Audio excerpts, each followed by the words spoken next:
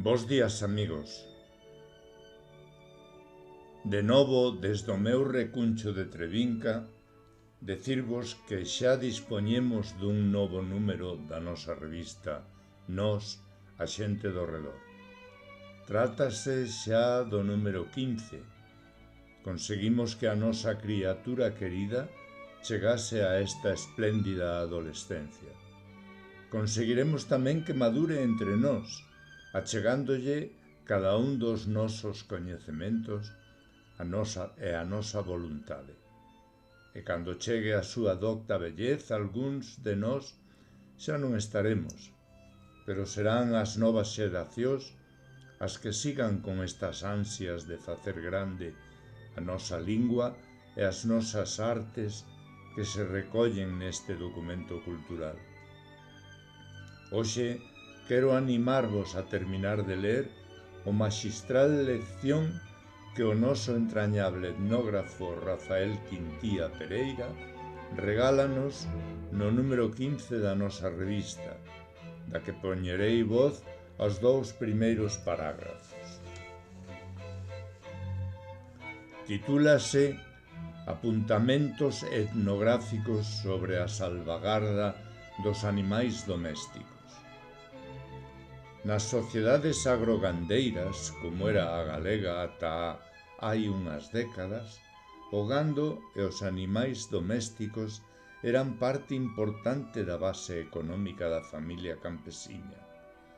Posuían ou non animais e gando podían ser diferencia entre unha vida de carestía e unha vida máis ou menos autosuficiente. O gando achegaba á unidade doméstica familiar unha valiosa forza de traballo e tracción, suministraba a proteína necesaria para o ano a través da súa carne. Daba leite e con ela a posibilidade de obter produtos secundarios e derivados lácteos e, sobre todo, daba a posibilidade de conseguir diñeiro en efectivo a través da venta dos seus produtos, carne, leite, ovos, queixo, etc. Ou dos mesmos animais, como me dicía unha vez un veciño de Salcedo, Pontevedra, eran para o carto.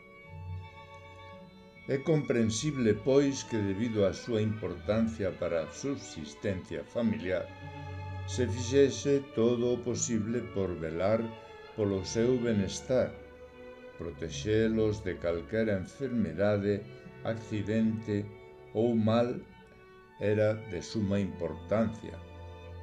E é a busca da salvagarda do gando onde se despregou un maravilloso mundo cultural e simbólico de ritos, remedios, amuletos e outros mecanismos profilácticos que imos expor neste artigo. Amigos, seguir leendo esta maravillosa lección que vos será moi útil no futuro. Gracias.